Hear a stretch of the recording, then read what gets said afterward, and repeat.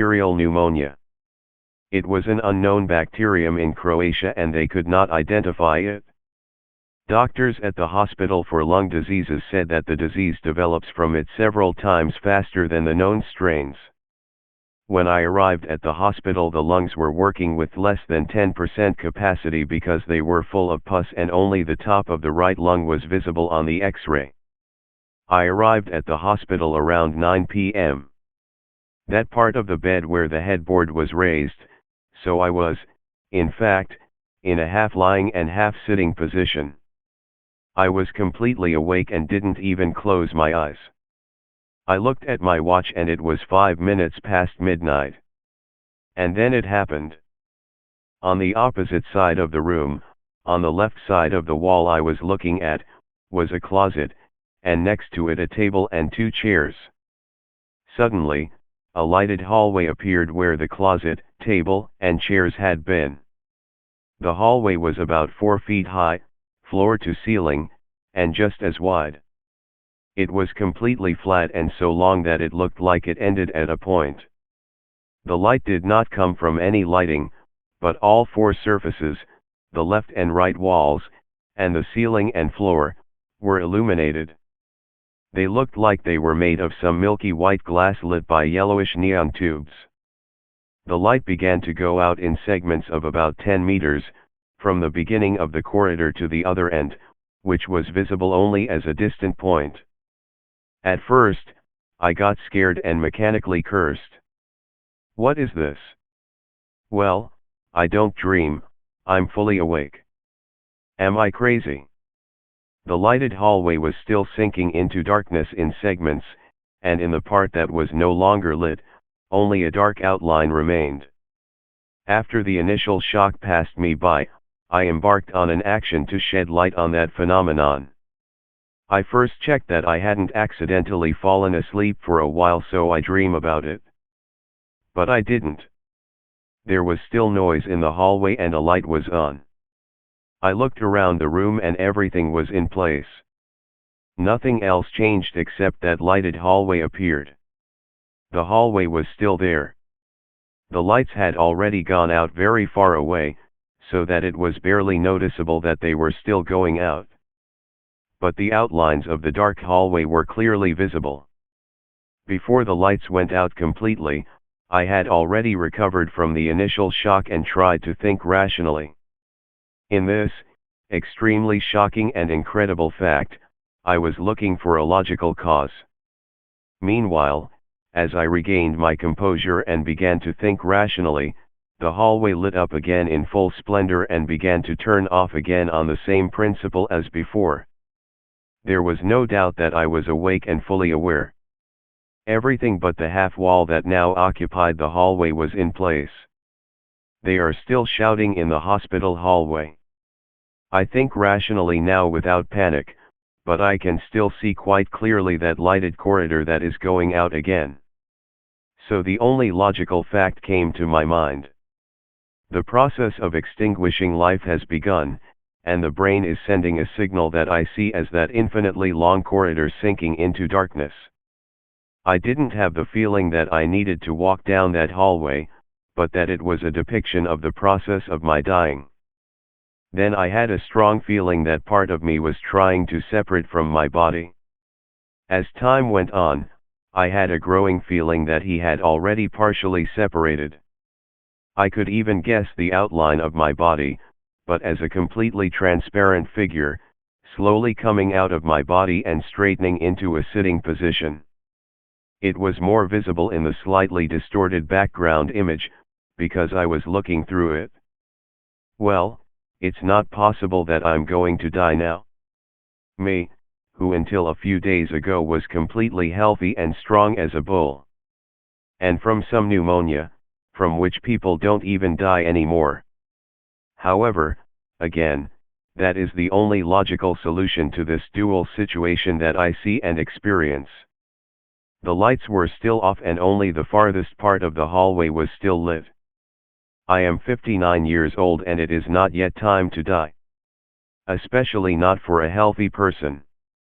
I would definitely like to live more, but again, even if I die, it is a consolation to me that I have lived a really intense and diverse social, private, and business life, which few people have. Hell. While I was feverishly thinking about my situation, convinced that I was dying, because the soul was already leaving the body, the lighting in the hallway went out again. But now the situation has changed drastically. The shock I experienced when I saw the lighted hallway was a pale shadow over the shock I experienced then, and which shook me as if I had touched a million-volt current. I was no longer in the room, but in a completely different location. The feeling of being in the middle of a flame struck me like lightning. I was in a space that at first glance looked like a large cave filled with flames. Hell. The colors were mixed, and ranged in shades of darker red, brighter red, orange, and yellow, just what the colors of a strong fire are. I was standing on an elevated part of that huge cave, which was descending and forking below me, and it was all filled with flames. Below, on one plateau, were several black figures. I swore fiercely. So is there really a hell? Did I die and go to hell? Are those black characters servants in hell? And why did I, who all my life tried to live honestly and not hurt anyone, end up in hell? By the way, I didn't believe in that kind of hell. It took a while until I came to myself from the shock. I first noticed that it is not hot at all, but the temperature is normal.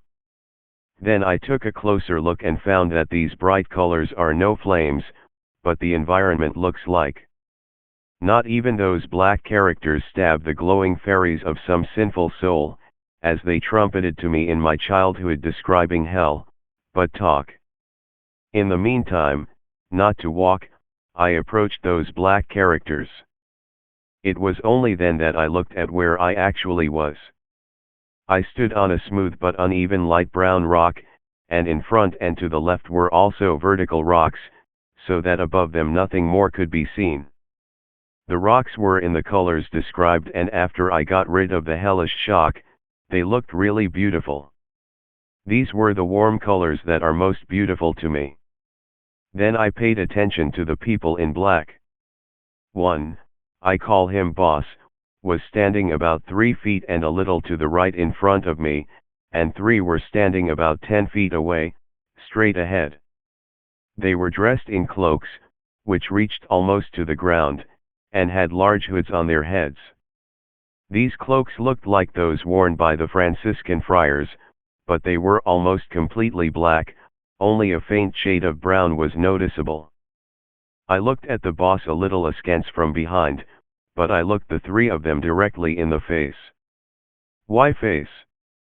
They didn't have faces at all. Where their faces were supposed to be, there was absolute blackness, without the slightest outline, so black that it bounced hard from their black clothes. Their sleeves were long and their fists were not visible. The boss spoke and gestured with his hands, and the 3 of them stood still and listened. Even though I was standing near the boss, I didn't hear anything he was saying. Suddenly it became clear to me where I was. Here is the boundary across which one passes into another dimension, another reality, another form, another world, another life. I don't know how to define it exactly. I even moved to that border for a while and looked at it. It was like a light gray silk curtain, reaching infinitely in height and constantly swaying slightly. I have no knowledge of what it looks like beyond that limit, but I have learned that there is nothing wrong with it. Rather, there is a more sublime continuation of existing life. My death will not happen and it will be the end, but only the body, which was my host in this life, will die, while I will experience a transformation into another form and continue the continuity that lasts forever.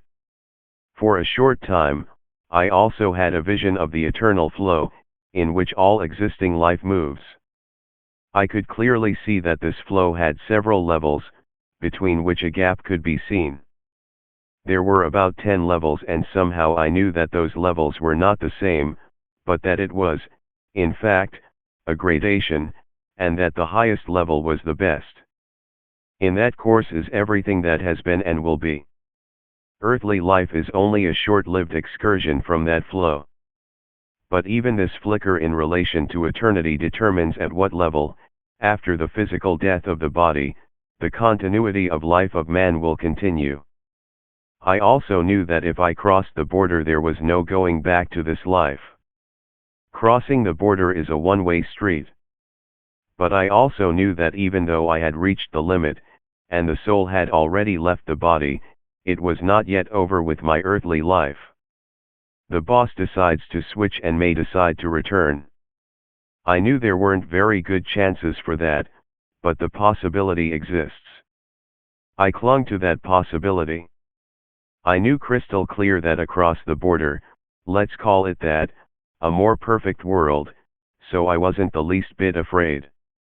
I went back to where the boss had been talking to those three for a while. This encouraged me greatly because I hoped that the chief would still bring me back to my earthly life, since I had come to him again from the very border. I had time to think and I was fully aware of my situation. The body is on the bed in the hospital, and I am waiting here for the chief to finish the conversation and make a decision about my further fate. I didn't have the feeling that the body was on the bed and I was an immaterial spirit or soul. I was there in full body shape and not dressed in a t-shirt and pajama bottoms, like a body on a bed, but in my everyday clothes, jeans, and a t-shirt. I was already thinking completely rationally and with a cool head. I have nothing to complain about. I myself did not cause a situation that resulted in the most likely death. I did not drive too fast or carelessly, to cause an accident in which I would be killed, nor did I do anything else recklessly, which would result in the situation in which I find myself. I just picked up a bacterium I got sick from somewhere in the air. Most likely at some busy airport, where people from all over the world crowd. I didn't even wait to go to the doctor, which would certainly have happened if I hadn't coughed up blood. I would definitely still like to live the existing life. I am still in full strength, all bodily functions serve me well and, as ridiculous as it sounds, I feel young. I have time to cross the border, I will not escape anywhere. The continuity of being, which I am now convinced of, lasts forever, and earthly life is short, so I could live it a little longer. But if the chief decides otherwise, what can I do? Although I still wanted to live the life I had already left, it was not the most important thing to me. I've really lived and experienced things that the vast majority of people don't even come close to experiencing. By then, I had traveled to about 50 countries. I've seen unimaginable beauties and experienced wonderful moments, so if I really have to die and I'm not too sorry. But I am terribly sorry for my wife, and especially my daughter. My daughter is preparing to take over the running of the company from me, but she is still far from taking over the reins on her own. If I die so suddenly, it will be an unspeakable shock for them, and they will have to take over the running of the company immediately, and perform even more complicated procedures of official takeover and transfer of property. They will have no idea that I will continue to exist, but will reckon that I have died and that this is the end and mourn for me. That thinking made me very sad and I anxiously waited for the decision of the boss, who was just finishing the conversation. He crossed his arms at waist height and then waved them outward, which was a sign that he was done. And then I came to the agenda. The character who stood closest to me pointed to me and said, "What are we going to do with him?" The boss turned to me and measured me twice from head to toe. I could study him well now, for he was facing me, and he was close. There was not the slightest outline of the face, only complete blackness. I had a feeling like I was looking into infinite dark depths. "Let it stay," said the chief. I was overwhelmed with euphoric joy and gratitude. I will still live my life, I will not shock and sadden the family, and I will help my daughter to fully prepare and take over the firm. Let him think for as long as he can, I thought. Jesus. I found myself on the shores of the Sea of Galilee. Since I also traveled to the Holy Land, I knew exactly where I was.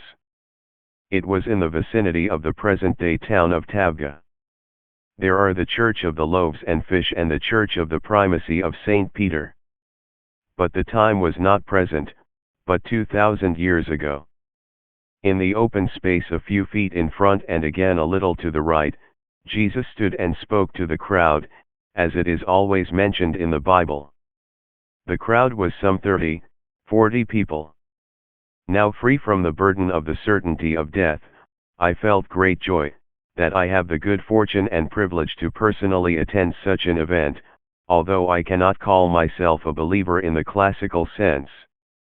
I studied Jesus carefully, trying to remember every detail. Jesus was my height or a few centimeters lower, so between 175 and 180 centimeters. He was dressed in a robe of unpainted linen, but not white, but a slightly yellowish hue.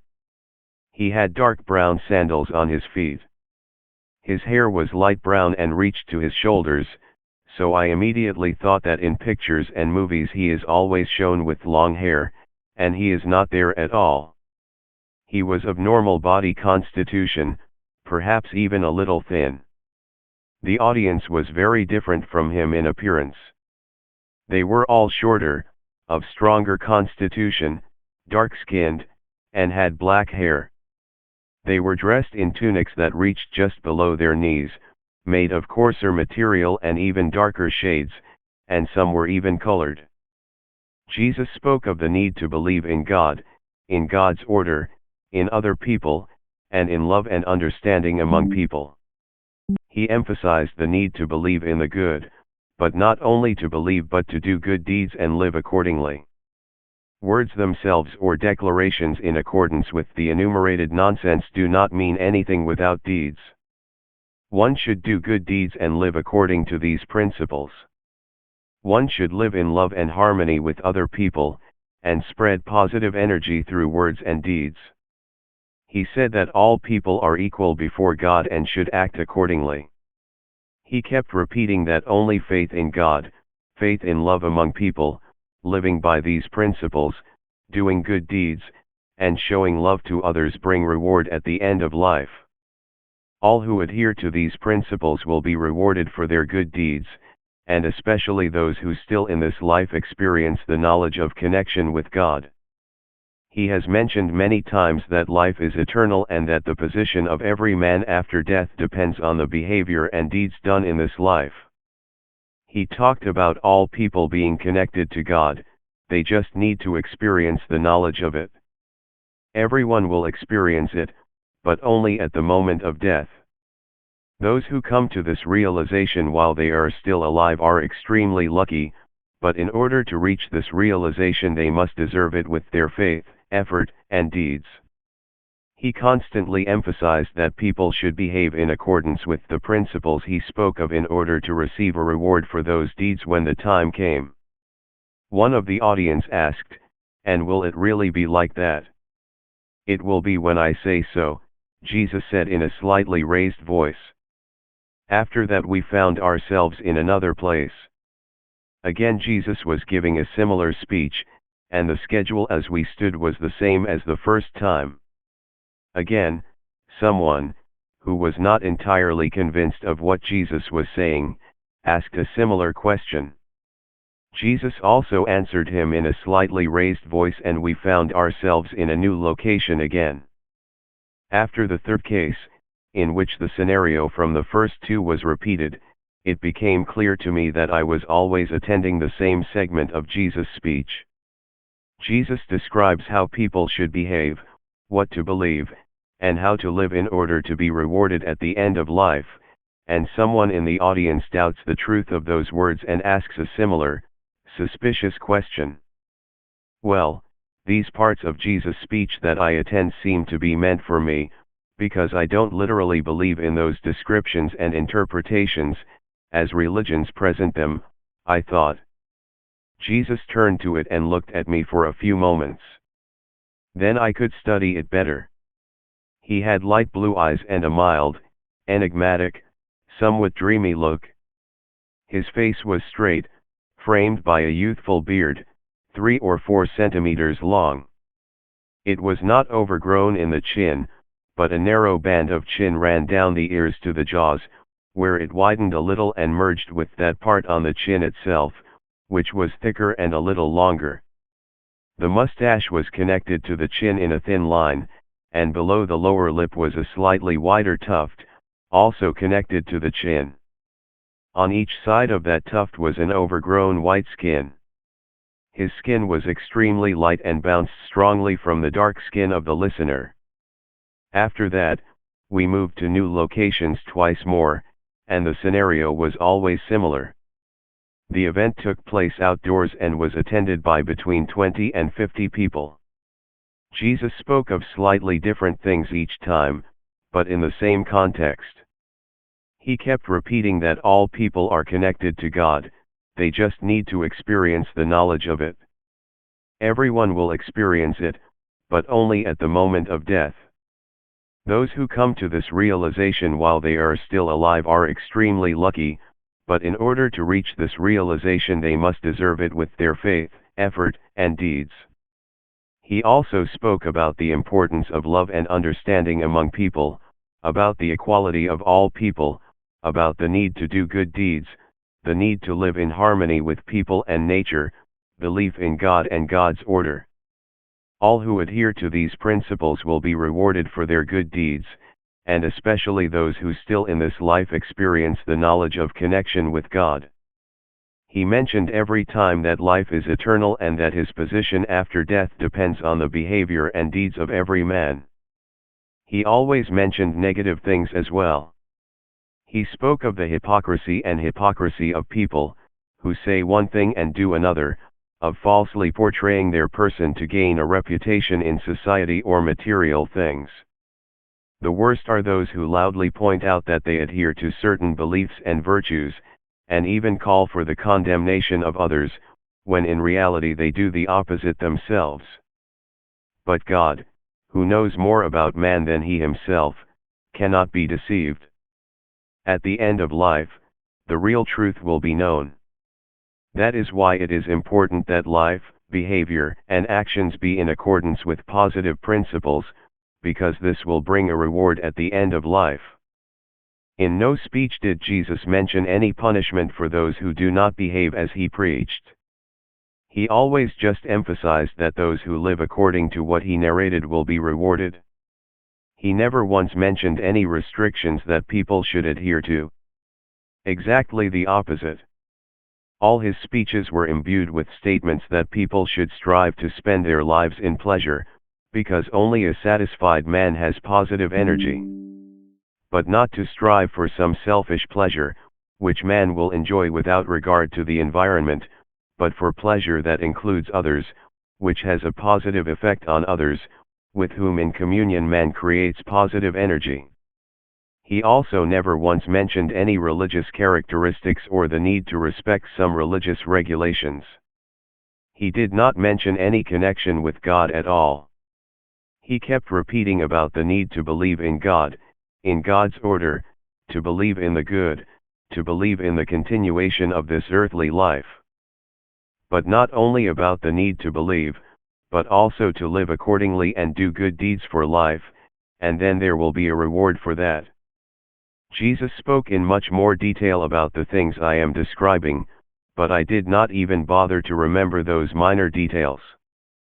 First of all, at the beginning I was so fascinated by the fact that I was attending Jesus' speech live that I did not pay too much attention to the facts themselves. With repeated sequences, I remembered all the important facts well. Probably because of that I also attended more events. Even the ancient Romans had the saying repetitio est mater studiorum, repetition is the mother of learning. It did not occur to me then that I would write about it and that it would be interesting to have as many details as possible. All I had in mind was to tell my experience to as many people as possible and to convey to them the meaning of Jesus' statements. First, that all people are connected with God and that at the moment of death everyone will realize this.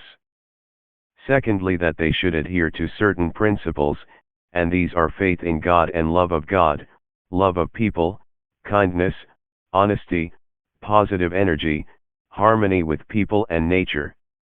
Those who will strive in life to adhere to these principles as much as possible and live in accordance with them will be rewarded.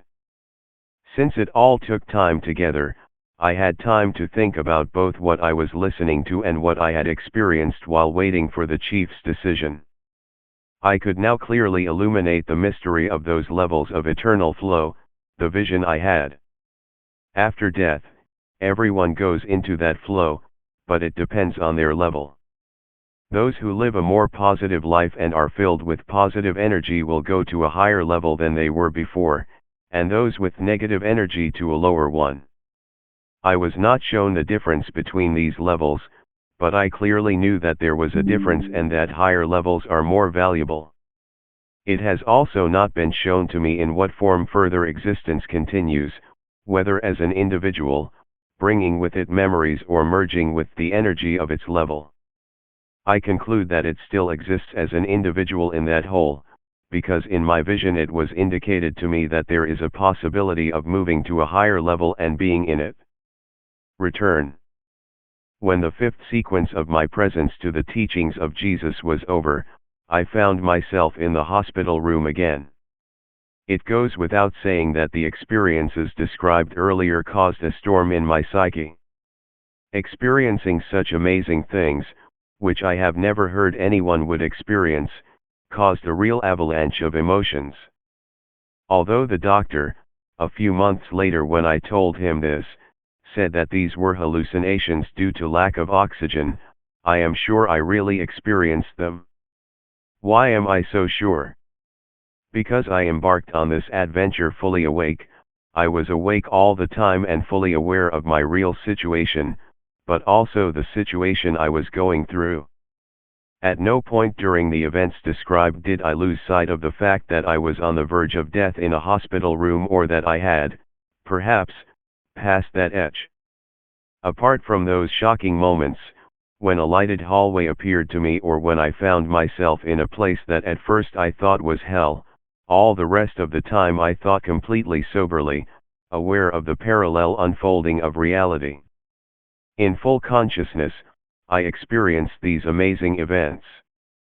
From shock and panicky fear when I saw the tunnel or when I thought I had come to hell, to complete calm when I realized that human existence does not end in death but transforms into another reality, ardent desire to return to the present life and huge joy when I attended Jesus' speeches. And why couldn't that happen? I was just an observer, and someone in whose power it was a performer. And what do we humans know at all about the origin and functioning of the world and life? What do we know about the reality of the universe? Our knowledge is less than a grain of dust in the endless desert. Countless times I turn these events in my head and analyze. If that teleportation had happened to me immediately, I would surely have thought that I was dreaming it, because I would not connect what I experienced with reality. But when I first looked at the lighted hallway, and everything else was normal and in place, I undoubtedly found in full consciousness that I was awake, that my brain was functioning normally. However, the hallway was also completely real. I didn't have any urge or call to go down that hallway, but it made me think that life was starting to fade.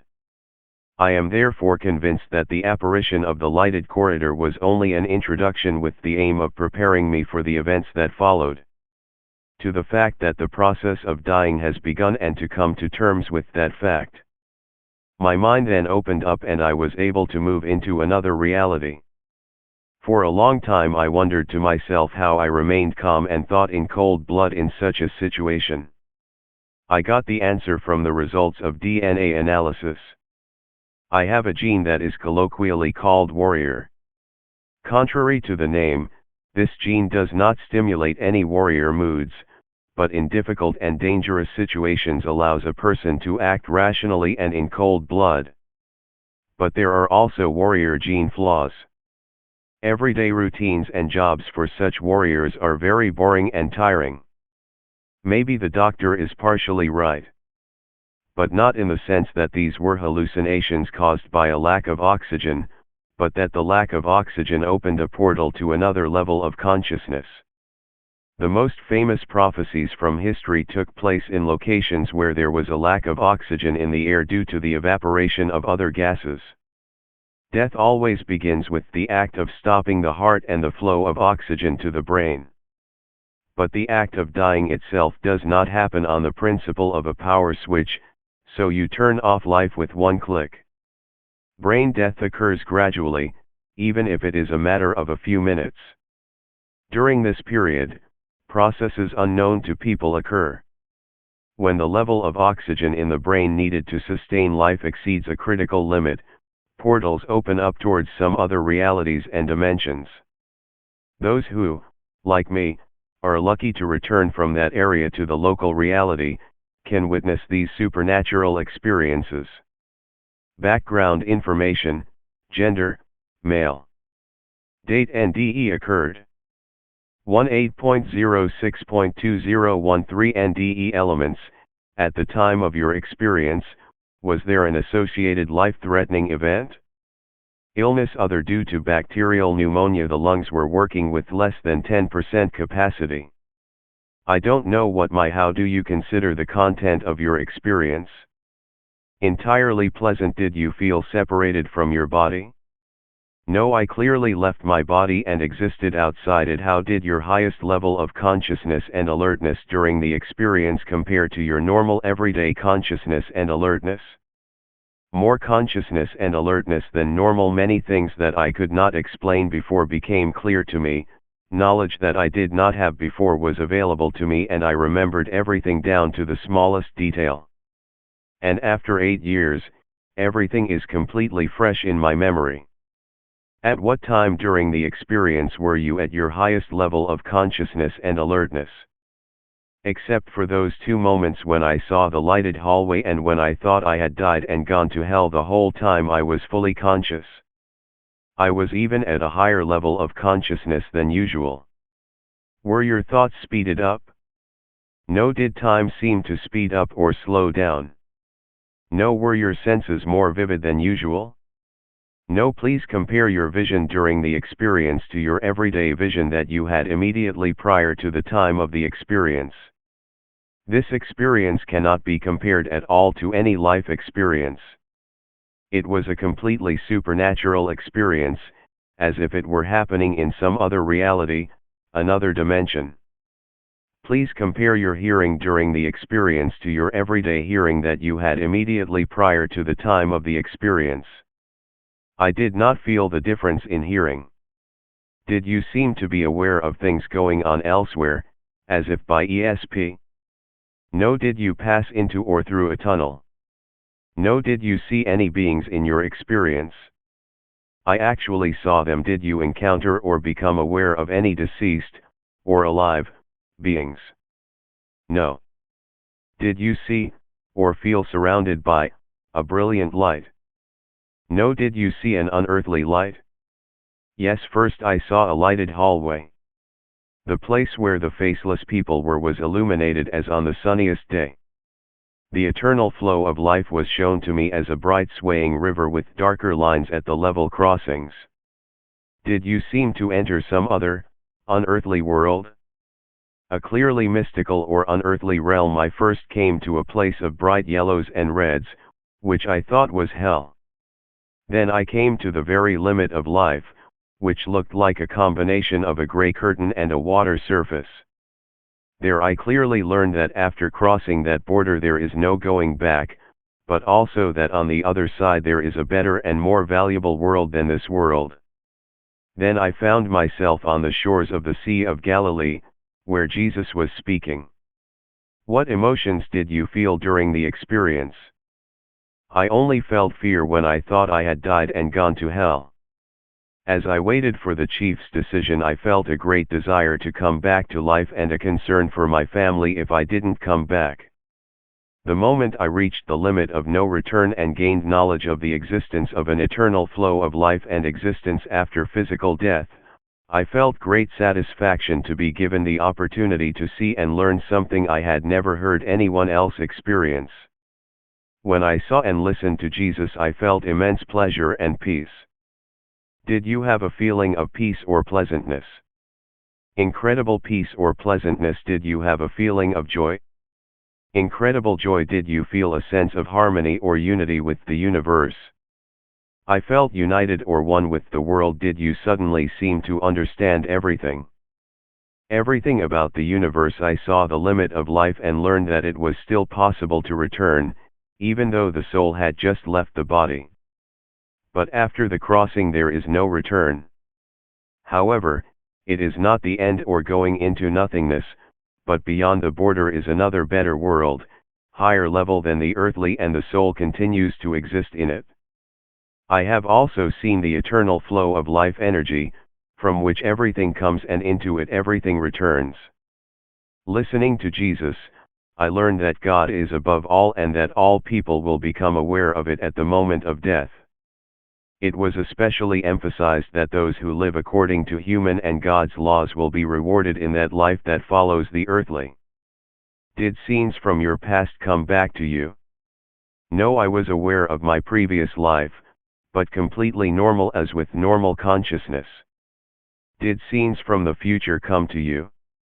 No. Did you come to a border or point of no return? I came to a definite conscious decision to return to life. I reached the border at my fingertips.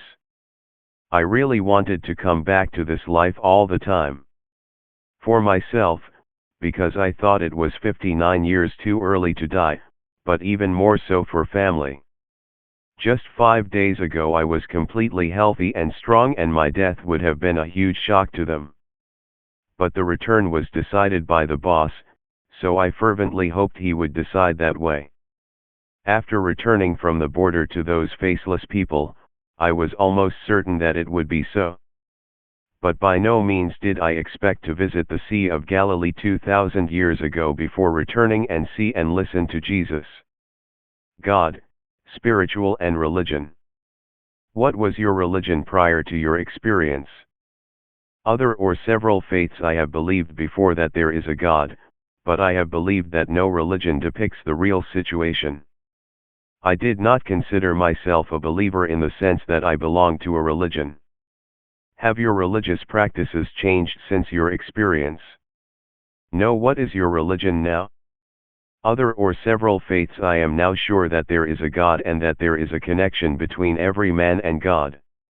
I still find that faiths, at least the ones I know, don't show a realistic picture about God. Even now I do not consider myself a believer, because to be a believer means to belong to a religion, and not just to believe in God.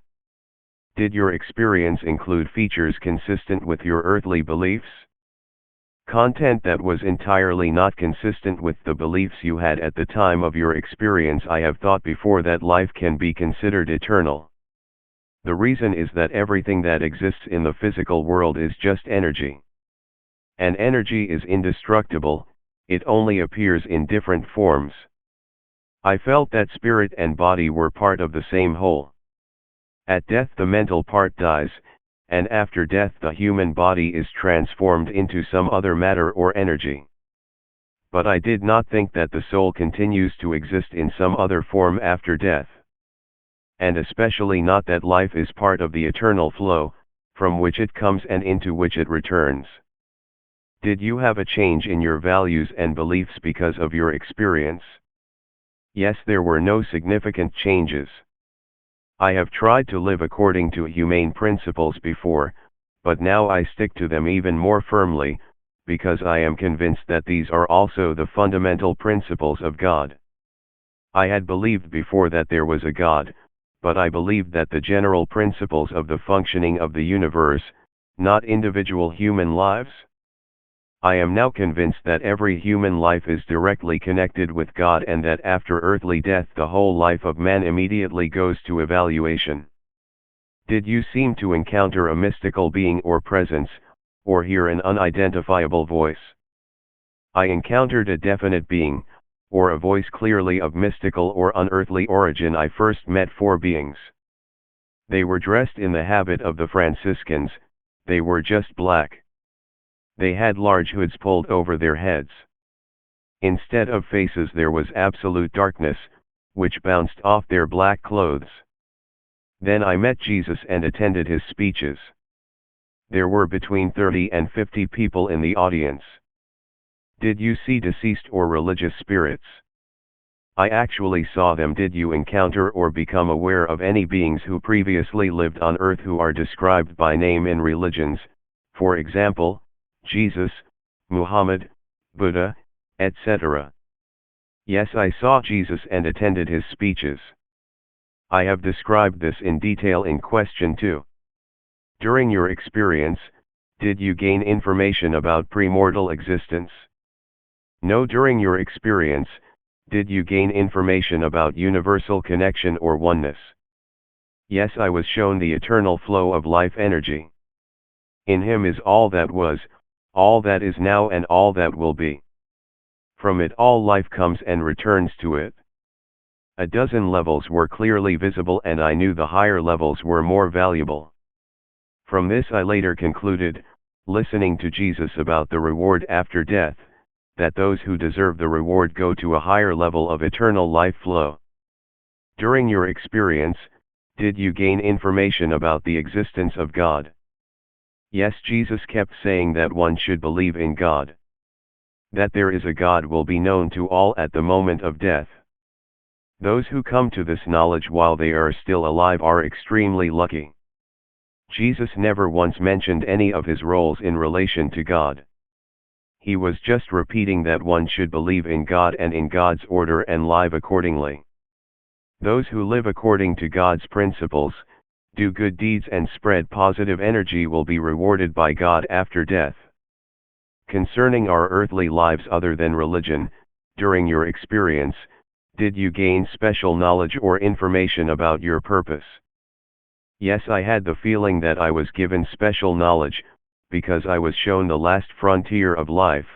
I was given the knowledge that beyond that limit there is a continuation of life, and I was shown the eternal flow of life. I also gained invaluable knowledge by listening to Jesus. I think that the purpose is to pass this knowledge on to as many people as possible, so I am about to finish the book of You Over the Border of Life. During your experience, did you gain information about the meaning of life? Yes, Jesus kept saying that people should believe in God, but also live according to God's principles. These principles are also humane principles. Only declarative faith in God means nothing, but is negative in God's eyes. Those who pretend to be great believers and do harm to others have been repeatedly mentioned as a very negative example. People need to do good deeds, live in love and respect with other people, but also in harmony with nature. Such a way of life creates and spreads positive energy, so I believe that this is the purpose and meaning of earthly life. During your experience, did you gain information about an afterlife? An afterlife definitely exists. Yes, when I reached the limit I was made aware that life does not end with earthly bodily death, but continues in some other form. I knew clearly that beyond the border was another world, another dimension, another life. It was also made known to me that it is a higher and better form than existing life. For a moment, I was shown the eternal flow of life and life energy, in which everything that was, is, and everything that will be. I have not been shown in what form life goes on, but from Jesus' repetitions that persons who deserve it will be rewarded after death, I conclude that the soul will continue to exist as an individual in that higher world. Did you gain information about how to live our lives? No. During your experience, did you gain information about life's difficulties, challenges and hardships? No. During your experience, Did you gain information about love? Yes, Jesus kept saying that people should live in love with other people. But not only with loved ones but with all people. And not only with people but also with other living beings and nature. Such a way of life creates balance and positive energy. What life changes occurred in your life after your experience? Moderate changes in my life. Have your relationships changed specifically because of your experience? Yes, they haven't changed in any drastic form, but they have. I have a bit of a problem in communicating with people on a daily basis. I didn't like to discuss unimportant things that people are burdened with before, and now I find that repulsive. My brain and my consciousness are working at some higher level, and spending capacity on some completely unimportant things is unacceptable to me. Therefore, I have reduced the number of gatherings where this would happen. I used to love billet cards and quarrel loudly with my partner or opponents. But now I have completely stopped playing cards, and I only play cards 2-3 times a year with one company. Since I didn't answer, they stayed and stopped calling me to play cards. Discussions about which card you should have thrown or not should now annoy me. I don't go to other places either where topics are just empty conversations. I want to live in balance surrounded by positive energy, and I don't go to places where it would disturb me. After the NDE, was the experience difficult to express in words? No. How accurately do you remember the experience in comparison to other life events that occurred around the time of the experience?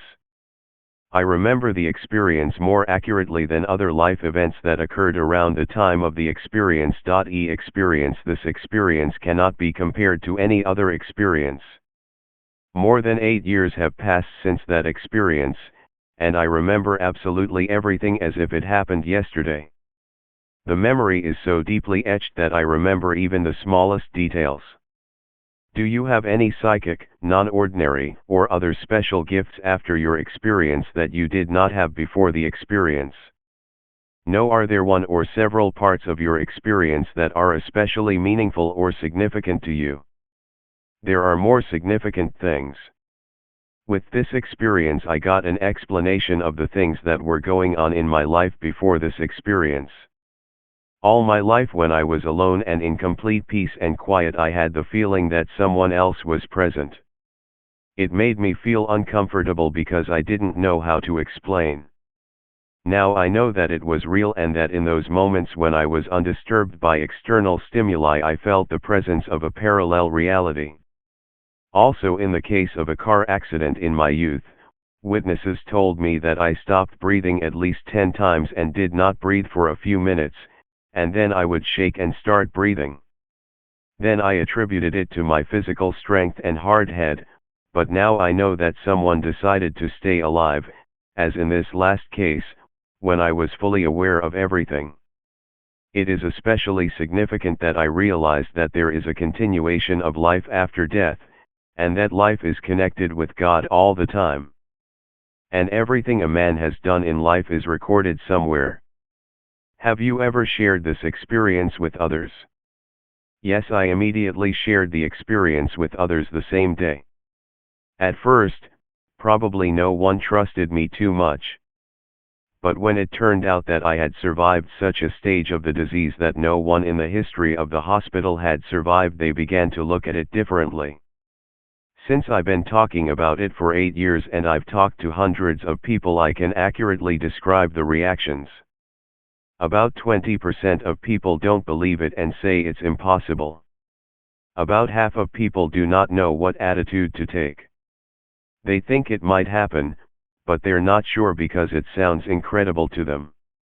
But about 30% of people firmly believe, and they see the impact of my experience. Especially in severely ill people who have deadly diseases like cancer. I notice great relief in them. I think for 2 reasons. The first is that I am proof that even the most deadly disease can survive, and the second is that life continues in some form even after earthly death, and that it is all firmly connected with God. Did you have any knowledge of near-death experience, NDE, prior to your experience? Yes, I have read many times over the decade that someone watched their body during a state of clinical death in surgery or accidents. They also mentioned that they went through a lighted hallway and eventually saw a divine light, divine beings, or their dead ancestors and relatives. It didn't affect my experience in any way because it was completely different and I didn't experience any of those usual things. But analyzing some events through life, I came to the conclusion that I had had such experiences before. In a car accident, I stopped breathing about 10 times for a long time and then came back to life. This was told to me by several people who witnessed the event. I don't remember any of that because I was in a deep unconsciousness. Still, the fact remains that I died a dozen times in a ditch by the road and something always brought me back to life. But I remember the second event well, only then I didn't think in the right way. When I fell into the Danube River and floated unconscious as the water current dragged me towards the middle of the big river, I felt an incredible relief and joy. Then a part of the dark night sky lit up and I heard a commanding voice, "Marijan, swim and save yourself." I jumped up, raised my head and saw that I was already a few dozen meters from the shore, where a taxi driver and a friend were standing in astonishment. I swam towards the shore and escaped. At the time, I didn't think at all that my face was submerged in water and I couldn't see the sky light up, nor that that commanding voice didn't belong to those two on the shore, 100 yards away. What did you believe about the reality of your experience shortly, days to weeks, after it happened? Experience was definitely real. The experience was definitely real. Except for 2 brief moments, when I got scared when I saw the lighted hallway or when I thought I had died and come to hell. All the rest of the time I was thinking logically and aware of the parallel unfolding of reality. The body is in the hospital, but I, as a person, in full physical shape and dressed in my standard clothes, am on this incredible journey. I thought about what I saw and what was given to me to know, but also about my earthly life and the problems that my sudden death would bring to my family. All the while, I really wanted to get back to earthly life. Earthly life is short and I wanted to live it still, and eternal life will not escape me anywhere. What do you believe about the reality of your experience now? Experience was definitely real from the first moment. I was convinced that the experience was real, and after analyzing the events from the previous period, I also received additional evidence. If I came back to life in a car accident when the doctor declared me dead or when I escaped from the Danube after hearing the order to swim and save myself, these are definitely the same experiences. If I've been brought back to life multiple times, it's definitely for some reason. When I saw that my experience helps people in difficult life situations, I keep talking about it. But I also came to the conclusion that maybe I should write a book to get as many people as possible acquainted with what I saw. I wrote the book and called it A View Over the Border of Life. At any time in your life, has anything ever reproduced any part of the experience? Yes, now I am aware that it is. Prior to this experience, I often had the feeling that someone else was present and watching me. Not anymore. I don't know how else to explain it than that some higher beings somehow wanted to contact me, and now that I've seen them clearly and seen a piece of other reality, there's no need for that anymore. At the age of 8, the ghost of my grandfather, who died a few weeks ago, came to me. But the clearest experience was the call to swim and save myself when I was unconscious floating down the Danube. Is there anything else that you would like to add about your experience? Even though it's been 8 years since the experience, I've been thinking about it all the time. I first sought an explanation as to why such an experience had happened to me. I was unable to find them, except that perhaps the reason was that my whole life I tried to live by the principles that Jesus repeatedly mentioned. But even that was a thin reason for me, because a lot of people try to live by those principles. At least I hope so. After dozens of people told me that God had brought me back to life because I had some assignment, I began to wonder if that might really be the case. Coming to the idea that maybe my task was to write a book to get as many people as possible acquainted with what I had experienced and what conclusions I had come to, I started writing it. Because of this, I began to thoroughly analyze my life. I was not a little surprised when I realized that there were a lot of strange and inexplicable events or premonitions of something that would happen in my life. I then understood this as a bit of a strange coincidence, but I thought it was normal and that something like that is experienced by all people. And sometimes it wasn't the slightest hunch. When you know that someone close to you will die in 2 years. But I also saw one very positive thing. If the death candidates have started treatment in time and have changed their way of life, they are still alive. So man's destiny is not predetermined, but he himself influences it with his way of life. It was only when I observed these events after experience, when I realized other realities and the eternal flow of energy and spiritual energy, that it became clear to me that these events went beyond ordinary human understanding and common possibilities. I don't know if I'm right, but I think the reasons for those experiences of mine are the ability to see a little more or deeper than most people, but also a positive lifestyle. Even if I didn't figure out the reasons it happened, and I feel a great obligation to God. Are there any other questions that we could ask to help you communicate your experience? There were a lot of questions that were answered extensively, so I think everything was mostly covered. Copyright 1998 to 2021 Ender.